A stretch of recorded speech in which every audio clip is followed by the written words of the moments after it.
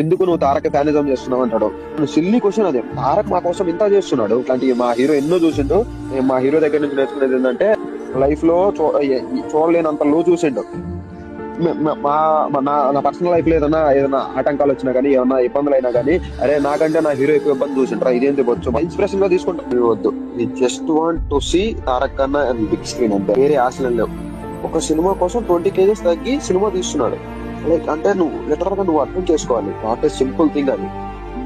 Health issues వస్తాయి, అవన్నీ పక్కన పెట్టి కొన్ని కోట్ల మంది ఆయన ఫ్యాన్స్ కోసం, నా ఫ్యాన్స్ మంచిగా ఉండాలి, నా ఫ్యాన్స్ ఎంటర్టైన్ అవ్వాలి, నా ఫ్యాన్స్ ప్రౌడ్ గా కాలర్ ఎగరేసుకుని తిరగాలి, ప్రతి గల్లీ గల్లీలో తారక్ ఫ్యాన్ అనేవాడు తిరగాలి అని చెప్పేసి ఒక పాయింట్ మీద అంత తగ్గి అంత చేస్తున్నారు. మీరు ఆ లుక్స్ మీద ట్రోల్ చేస్తున్నారు. Next coming to the point, acting వస్తారా?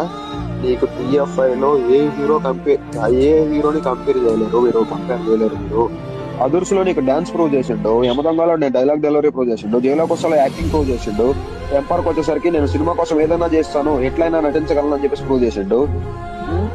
RRRకి వస్తే నేను కోడితే ఆస్కర్ కాదు దాని ఏదైనా కానీ వస్తుంది అని చెప్పేసి ప్రూవ్ చేసిండు. రేపు వచ్చే సినిమా తోటి మాస్ అంటే ఏదో చూపెడతాడు. ఇప్పుడు చూసింది మాస్ కాదు, రేపు వచ్చే సినిమా తోటి మాస్ ఎందుకు చూపెడతాడు.